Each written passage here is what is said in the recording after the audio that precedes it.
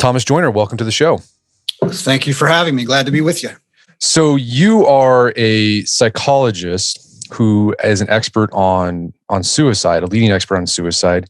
I'm curious, what led you down the path of exploring, why people want to die by suicide, and then also helping people who have suicidal thoughts?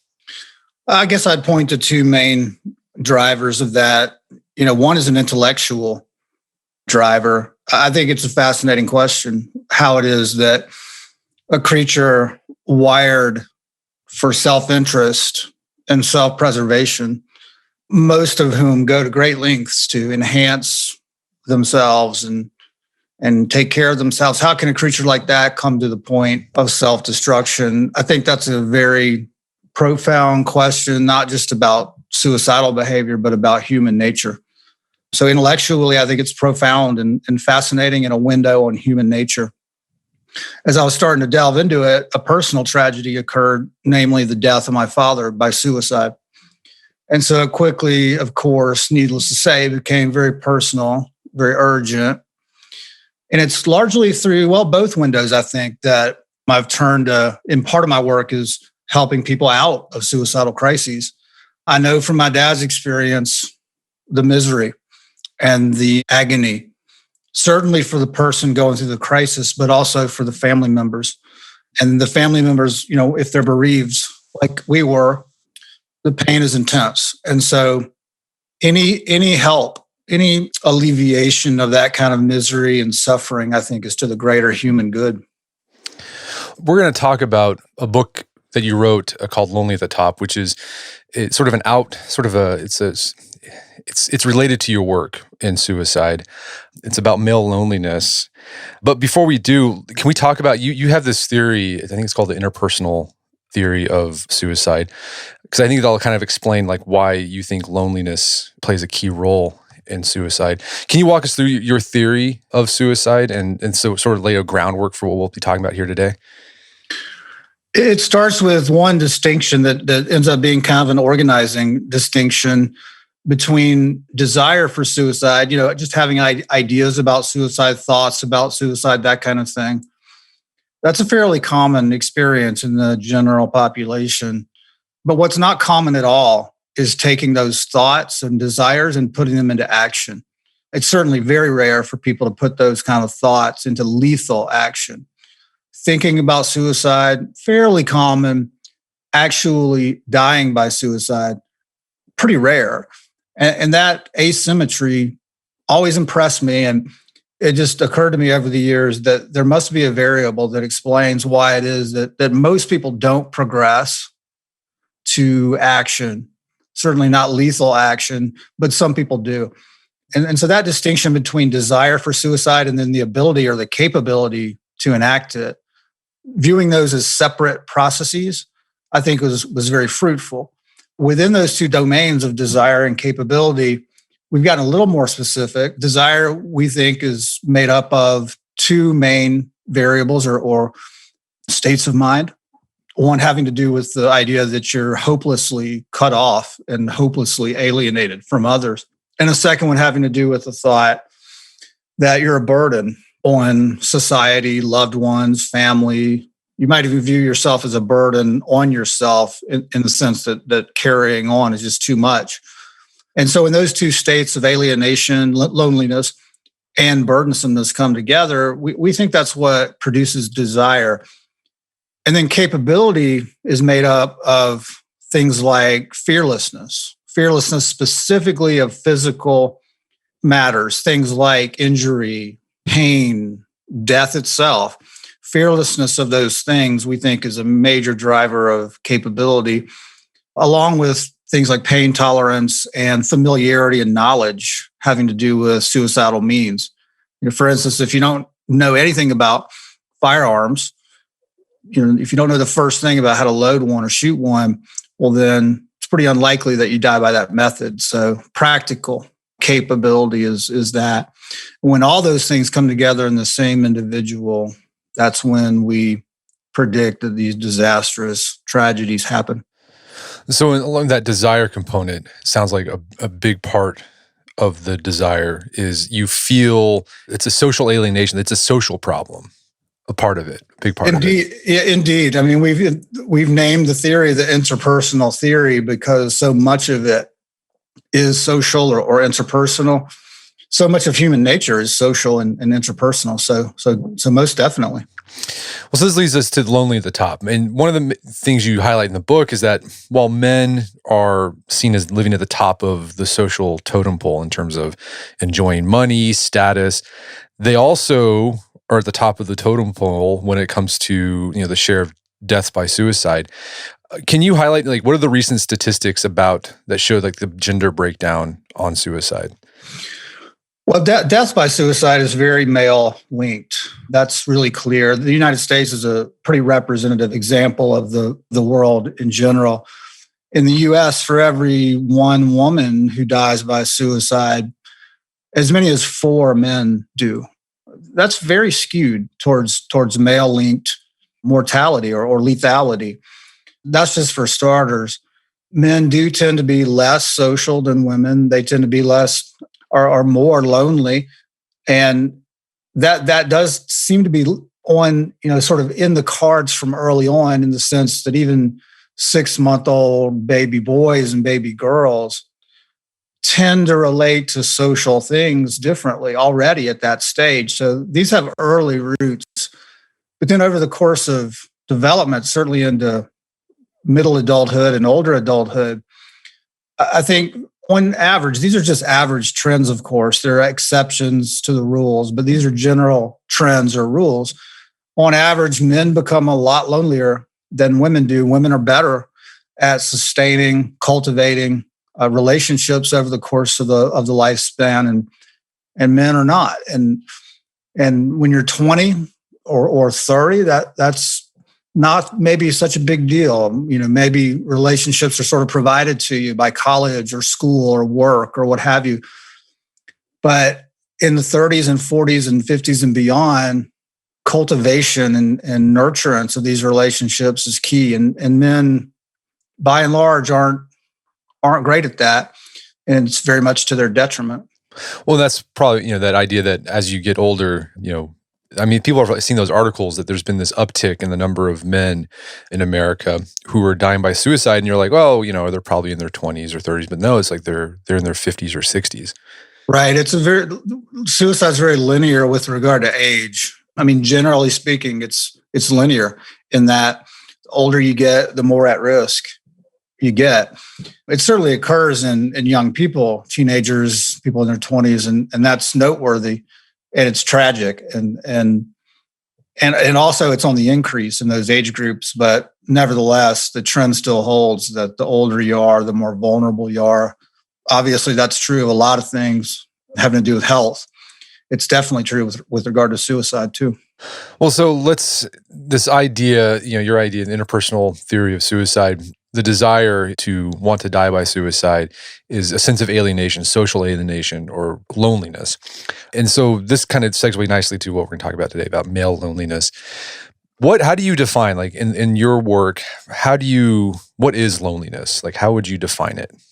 I mean, I think there are at least 2 facets that can be useful to draw out, although they're very related to one another. And it has to do with the difference between an interior experience, what somebody feels like inside, versus, what you might call an exterior experience, or what things are like objectively. In other words, there could be a person, for instance, who objectively, in terms of their exterior experience, they have a lot of connections. They have family members around, they have friends, etc. But on the inside, on the interior, they feel desperately alienated and lonely nonetheless. The idea, I guess I'd put it, is that having people around is no guarantee to prevent loneliness. It helps, certainly, but it's no guarantee. So I think that distinction between subjective and objective experiences of how peopled one's experiences are, I think that's a useful distinction. And it solves some mysteries, because you can talk to families of bereaved people who are bereaved by suicide, and they'll often say things like, but we were there for him on that very day. How could he have felt lonely? And the answer, I'm afraid, is that there's a difference between what's going on the exterior and what's going on in the interior. On the interior, I think people in that situation feel desperately lonely, no matter how many people are around. Well, I think in the book you call that whenever you're surrounded by people, family, friends, but you still feel lonely, you call that alone in a crowd. Right. Right. Yeah. And I think it's a phenomenon that most people are immediately recognize. It's happened to most, if not all of us, that there can be people around, there can be people who are really seem together in something. Maybe it's their belief in a religion or in a political idea, and you don't feel it. And it can be very lonely, even though you're objectively, obviously not lonely in a literal sense, because there's a crowd around you. You can still be quite lonely despite that. Why do you think that happens? Why do you think you can be surrounded by people yet still subjectively feel lonely? Like when you talk to people, what do you think's going on there? It's a deep question, actually. I mean, I don't know the answer to that, if anyone really does, to the depths of the question. I mean, the main thing that occurs to me is that interior world, it's certainly influenced by the exterior world, but it's got many other internal influences. When things go awry internally, like if somebody's in the midst of a major depressive episode, that illness can be so powerful that it just unpeoples the interior world, even if the exterior world is full of love and care. It's a very puzzling paradox, but the illnesses like major depressive disorder can be so powerful that they unpeople the interior world, even of a very peopled person's experience. So that's one type of loneliness where objectively you're not lonely because there's people around you, but you feel lonely subjectively, that interior. But you also talk, there's another type of loneliness, and you call this alone but oblivious. So and this happens oftentimes with men who they don't have a lot of people around them, no friends, hardly any other social contacts outside maybe their wife and their kids. And they don't feel, so objectively they look lonely, right? But they don't feel lonely. That's right. And that can be dangerous because it can surprise usually men, but anyone, a person, but usually men. It can surprise them because their obliviousness can lift in their late 50s, 60s, or 70s. But by then, a lot of the architecture or the machinery that's needed to initiate and cultivate and sustain relationships, a lot of that is just atrophied. And so people are left in a pretty tragic dilemma of now recognizing how alone one feels and being unable or feeling unable to do much about it. That can especially be the case if someone has invested most of their adulthood not in relationships but into work.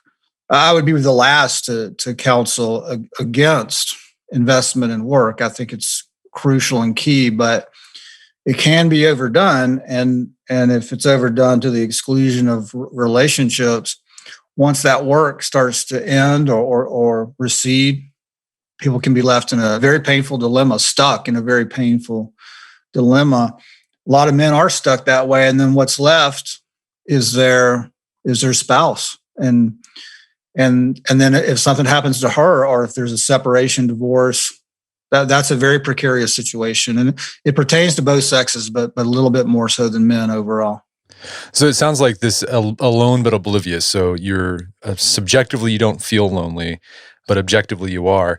You might not have any problems, but like whenever they become a problem, they become a problem really fast. Like you kind of delay the problem and then it just hits you really hard once you suddenly realize, oh boy, I am really lonely and this is a problem. Yeah, it's a brittle state because the reality is that the person's relationships are atrophying around them, as is the ability to initiate those relationships in the first place. And then it's sustainable, for a while, even decades, via connection to work or to a main relationship like that with a spouse. But I guess the point that I was trying to drive at in that book, at least one of them, is that to have one connection or even two to say work and to a spouse, it's like being in space. And if you've just got one connection and a brittle one at that to the spaceship, if you're on a spacewalk, that's precarious. You need backup. You need redundancy. And that's the thing. One thing that women are much better at on average than men, they have that redundancy. They work on building up that redundancy in their connections to life via relationships with family and friends and work too, and their spouse too. That multiple connection just builds in safeguards and redundancies that can, be life-saving when one of the initial connection frays. Well, short of the, contributing the desire to want to die by suicide, this isolation, this alienation, social, this feeling of loneliness, what other bad effects does loneliness have on men? It has some of the most profound health effects of anything on men and women too. It's even, there are studies, documenting that the effects of loneliness on physical health and on mortality, those effects for loneliness are even stronger than what they are for things like smoking or obesity or other plainly medical or biologically relevant threats. The idea that I take away from that is that loneliness is a biological threat too, and at least as powerful as something like smoking in terms of rendering people at risk for physical health problems and psychological problems too, for sure. So, I think one of the arguments that I made in that book, and that many others have made too, is that the toxic effects, the physical, biological toxic effects of loneliness are underestimated. They're at least as strong as something like smoking, daily, regular, pack a day smoking. So I think we've all read articles, in the past, I would say decade, where you'd see things that like increasing loneliness in America. Do you know when they do these studies on loneliness, are they talking about that subjective feeling of loneliness, or are they talking about that objective loneliness? I think they're probably talking about both. And I think the point does apply pretty well to both. And that stands to reason, I think, because these two things are correlated with one another. One of my points is that they're not perfectly correlated with one another. And so people can feel alone in a crowd or alone but oblivious. But mostly people who are lonely know it and feel it and are by themselves. That's mostly what happens. And so I think those studies are probably with regard to both. Many of the measures in the loneliness area, especially the brief ones that can be easily administered to hundreds of thousands of people, they tend to focus a little more on subjective loneliness, how felt and experienced aloneness than they do on objective. But I think they're probably targeting both. And what's your take? What do you think's causing the increase of loneliness in America and other Western countries? Yeah, it's a complicated question.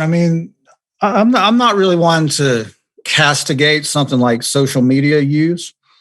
I have colleagues who do, and others who don't. That's actually a subject, an interesting subject of controversy. But I just see it as a two-edged kind of thing. Social media, that is, where I think it can be alienating, and I think it can pull people into screens and away from actual relationships, including relationships, by the way, with the world around, like nature and exercise and sunlight and things like that.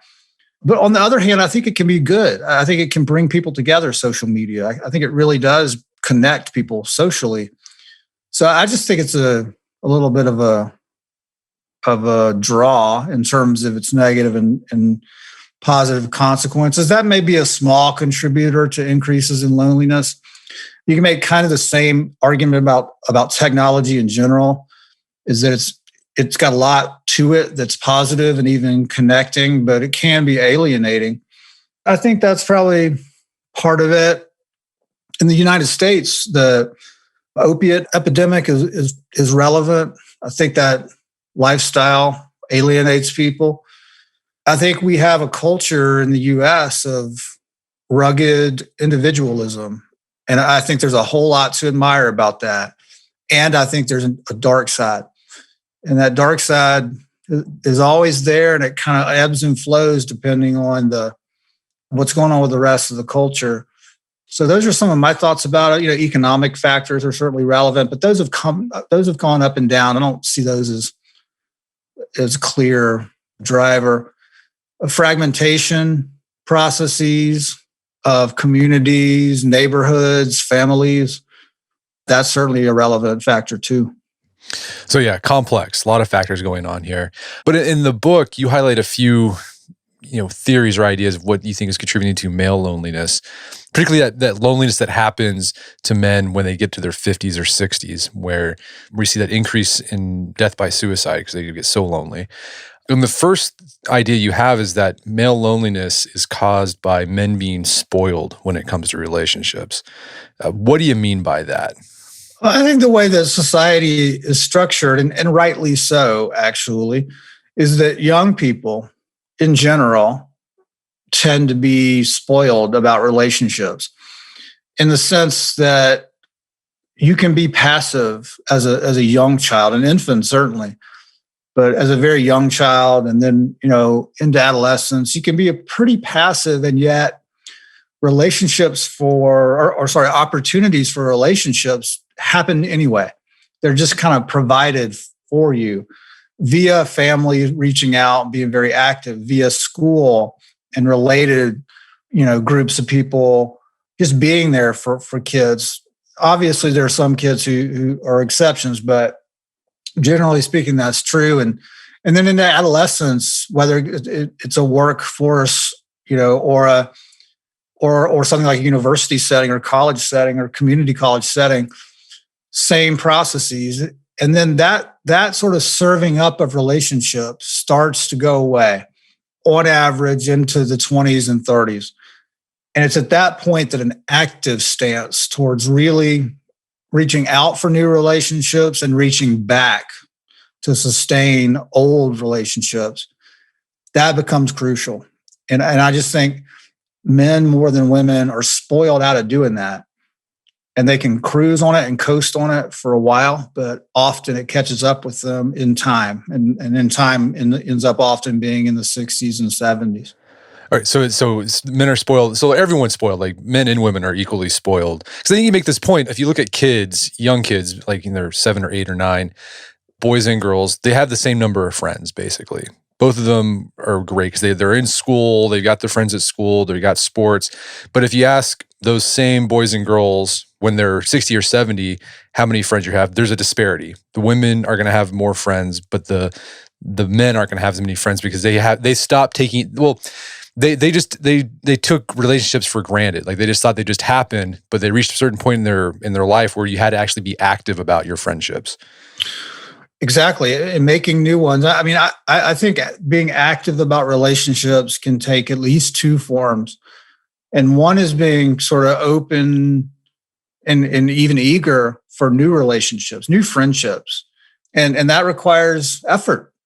And for instance, on a university campus, the way that the incentive structure is these days in most U.S. universities at any rate, one is encouraged to drill down into sub specialties. And so you're not incentivized to relate to people on other quarters of the campus. I'm in a department of psychology. We're not incentivized to show up to functions of the departments of English or religion or biology or physics. I've done that. I've taken active steps to do that. And it's been very rewarding because intellectually you occasionally pick up a new idea, but socially you're just introduced to a whole new group of people who are really a delight, whom you'd never have met if you just stayed on autopilot and did the passive thing. So that's one aspect of being open to friendships, is openness to new relationships. But arguably more important is the reaching back to rekindle or to maintain relationships that were really important back in the day. I think there's a special power to the friendships that are forged in between the ages of, say, 10 and 20. And a lot of people can think of people who were really important to them back then. I mean, crucially important to them back then, whom they haven't reached out to in decades. years at least, sometimes decades. And it's not that hard to just pick up a phone, especially these days with the internet, and reconnect with those people. And the other thing I can say from personal experience is when you do that, I guess some people fear that it'll be awkward. It won't be the same like it was. It'll just be a waste of time.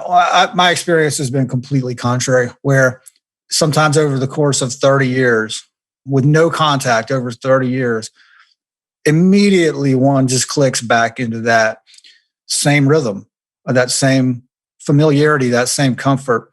I think there's a special power to friendships like that. So that's the other form of relationship maintenance, I guess, would be the word that I think's arguably even more important than being open to new relationships. I actually had that experience of reconnecting with an old friend a few weeks ago. Out of the blue, my old college roommate texted me and he's like, is this Brett's phone number still? And I was, oh, hey, it's great to hear from you. And then like, let's talk. We got on the phone and we talked for, about 45 minutes. And I felt great for like a few days after that, just having that conversation and reconnecting with him. And I hadn't talked to him in like 15, 20 years. I mean, it's been a long time. It's remarkable. I've had it many, many times myself, similar experiences. Also, I've just made a real point. This is not for everybody, of course, but I've just made a real point of showing up to high school and college reunions. And that's where you really see it is, there are people there who you haven't seen in 20 years, 25 years, 20 and 30 years. I've just been amazed at how it doesn't matter. You just pick up that same easy rhythm and rapport, just like when you were 15. It's very pleasant and fun. And it does improve your mood. And then if you do that serially and maintain that across the different relationships, I think it maintains mood.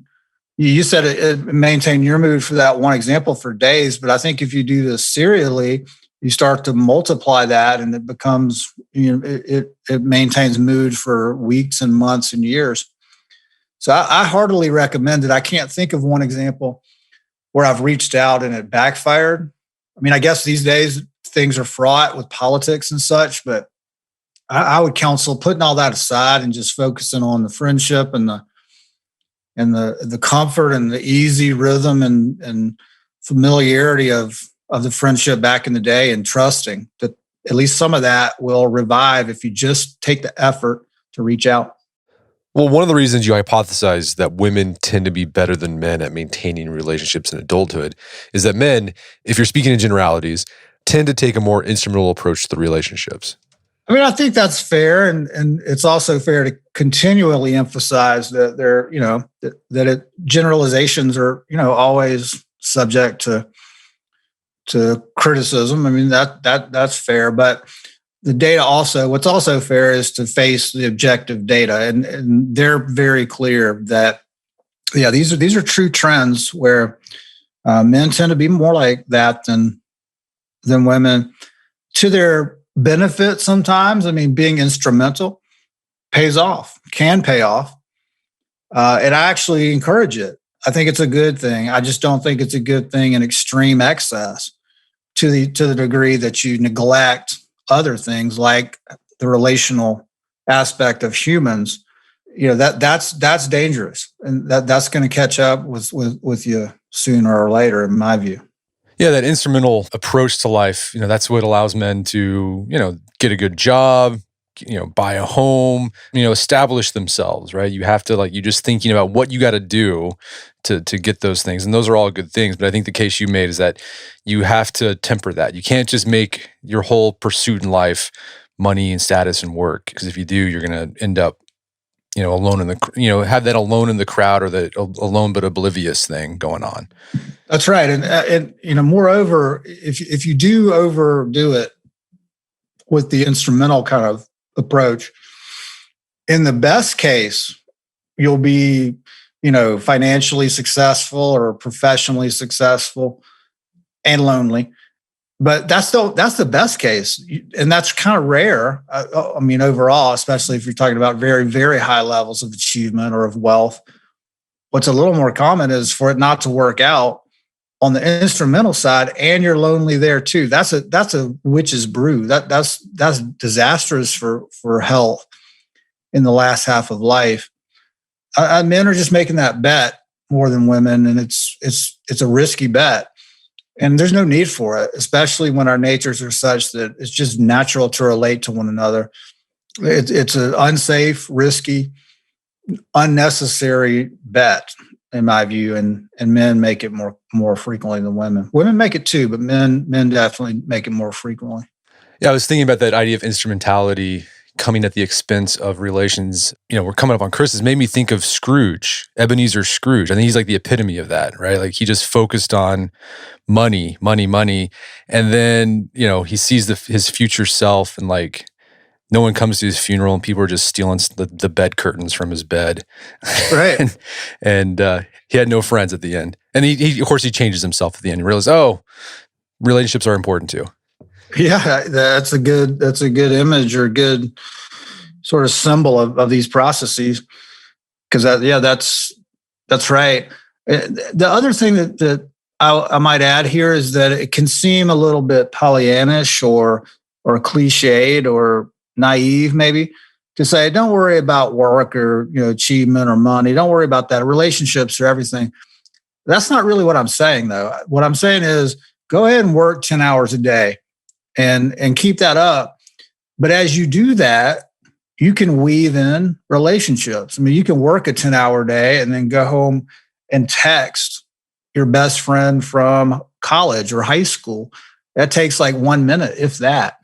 So, I'm just talking about little doses of this at a minimum. It's not hard to do. It's not naive or cliched or Pollyannish. It's balanced. And that's kind of what I'm going for is I think things get out of balance for some people who end up in crisis or even in the disastrous situation of suicide death, very out of balance. And to get that balance back is not all that hard. Doesn't have to be 50-50. It just can't be 100-0. Well, another type of loneliness or cause of loneliness that can happen to some men is men who they make their focus, money and status, climb the corporate ladder, and they find themselves at the top of the ladder, of the pile, the pyramid. And you think, oh man, you look at these people, that guy's got it all. He's got people surrounding him. They want to, men want to be him, women want to be with him. But you ask, how you feeling? He's like, man, I feel terrible. I'm completely lonely. Like what's going on? I mean, have you counseled people CEOs or anything like that, where they're at the pinnacle of success, but they just feel completely miserable because they're incredibly lonely? Most definitely. And, I think one of the things that feeds into that is that when you get to those levels of achievement, in terms of, whatever it may be, creative endeavors or professional achievement or wealth or whatever, you start to elevate yourself out of social circles. And there are people who just don't think they can relate to you because of, you're just elevated beyond that. That's a danger, I think, of very high achievement. But that there's a remedy for that. One is signaling to people that, despite the fact of the achievement or the fact of the wealth, it's just not true. It's just not true of who you are. I think you can signal that in your demeanor and comportment. But I also think that that's yet another reason to reach back to the friends in college, because they knew you back then when you weren't whatever, a CEO or a great artist or any of that. They knew you when you were just some guy. And I think that there's great value in that, underestimated value. I haven't studied it rigorously, but in talking with my own social circles, I've been impressed by how few of the people that I know remain in contact with their best friend from when they were 15, for example. It's pretty common not to be in contact with that person. The idea, I guess, being that you've grown apart or grown out of that. I suppose that can happen, but I've seen it too many times where despite differences, despite growing in different directions, there's still that easy, familiar, knowing, understanding rapport that just kicks right back in. And I think it can be vital to thriving and flourishing. So we talked some reasons why what causes male loneliness. Men are spoiled, and by spoiled, we mean they take relationships for granted. Right. They don't learn how to actively foster or maintain relationships until it's too late, or they get distracted with good things like work and money and status. Like those things can be good, but like they focus on that only at the detriment of the relationships. So when once they start experiencing that emotional loneliness, that subjective feeling of loneliness, in your research, how do men typically cope with loneliness? I might imagine, women probably reach out to people. What do men tend to do? It depends on, there's a healthy reaction and an unhealthy reaction. And unfortunately, men tend towards the unhealthy reactions of turning to alternative sources of seeming support or seeming connection. Things like alcohol and drug abuse, things like sexual contact, absent real relationships, or sexual contact that damage existing relationships, and any number of other kind of distractions. That's kind of how I view all those things as distractions from what really is our lifeblood, and that's true relationships with people who are part of us, family, friends from back in the day. And so that's an unhealthy move in response to this growing awareness of loneliness. A good way to use loneliness is just like you use physical pain. Physical pain is a signal. Hey, something's wrong. Something's the matter with my knee or my hip or whatever the case might be. And you can take that signal of knee pain or hip pain and try to drink it away, or you can go to the doctor and get it fixed. And with loneliness, that signal, same thing. You can try to drink it away or what have you, or you can turn to the effort. It's not that hard of an effort, but it's an effort to build new relationships and sustain or rekindle old ones. So I would use it like a pain signal of, hey, things are going wrong and I got to right them. And there's a way to right them, and it's not that hard. And that's the better choice. The other choices just have, too many risks to them, and they lead to ruin pretty regularly. So yeah, it's not that hard. I think you mentioned this in the book. Oftentimes a response to male loneliness, we think about, well, you just need to get these guys into therapy and they'll start talking about their emotions and opening up, and that will solve it. And you're kind of dubious about that solution. Why so? You're right. I am skeptical of that. And it's interesting because I am a therapist and I am a psychologist, and that's kind of the stuff that we do. And I don't have disrespect for it at all. It actually works really well if the person is ready to take it. And if they're ready for it, it works great, that kind of stuff. That's a problem, though, because not everyone is motivated to do it. It doesn't fit everyone. And men, I think, can be, on average, a pretty bad fit for traditional forms of psychotherapy. And so I think we need to be creative to engage, and just kind of small behavioral fixes along the lines of what we've been discussing, I think, are at least as powerful as trying to convince men to stick with traditional psychotherapy. That's not for everybody. And I, unlike most psychologists, I think that's completely obvious as to why that's not for everybody. And I guess, unlike most psychologists, I'm not just willing to throw my hands up and say, well, we'll just focus on the ones who are interested in what we do. I don't think that's good enough, because it leaves out a whole segment of the population who do need help, and who we can help with our research and with our work and our clinical techniques. We've just got to be thoughtful about adapting them culturally, so to speak, to the culture or to the mindset of different subgroups, in this case, men. So what are some things? We've talked about a few, like things that people who are feeling lonely, they can do, like just reach out, connect to an old friend. But what are some other things that men can do to start reducing loneliness and investing in relationships more, that don't involve having to go to therapy if that's not something they want to do or feel comfortable with? Right. The easiest place to start is just, we do this within the clinic that I direct here in Tallahassee, Florida. We we bargain, we make simple bargains with patients that they'll just show up to a gathering of some sort, a gathering that they had not planned to show up to, but they bargain that they now will. That's all they have to start with. All they got to do is show up.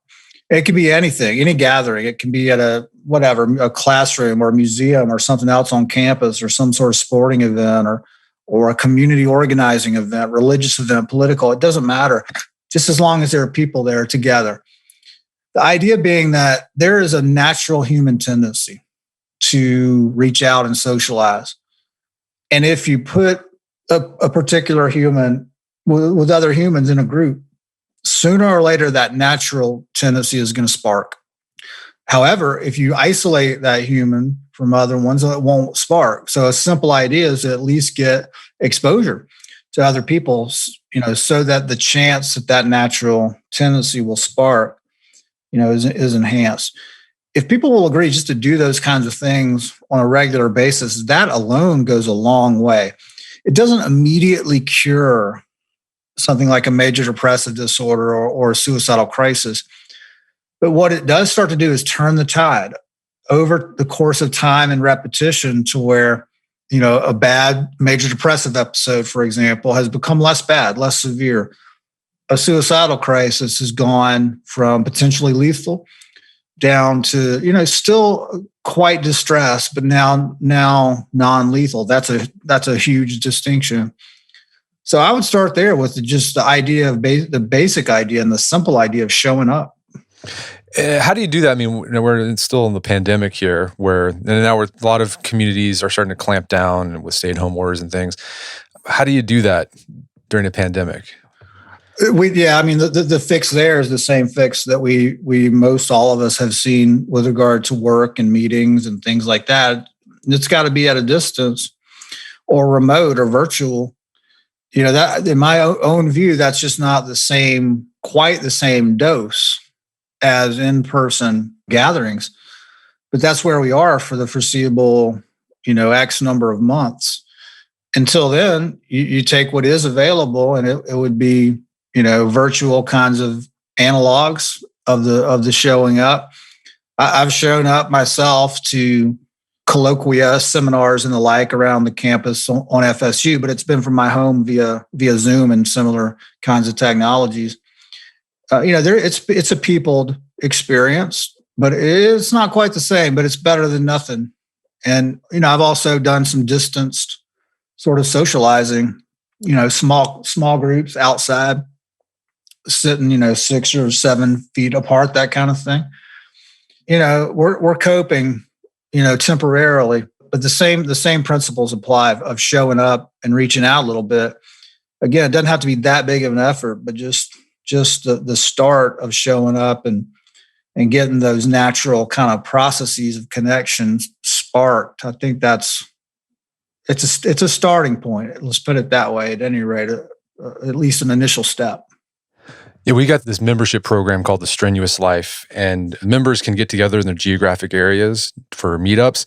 And it's been interesting to see what people do during the pandemic. They've done some virtual stuff, but like an activity, like just doing stuff outside in nature where it's relatively COVID safe. You can social distance, you're outside. Like, so rucking, so basically hiking with a backpack. That's been a popular activity. Or just doing stuff. And I think you even write this in your book. Nature can be sort of a part of the process of alleviating or combating loneliness in men.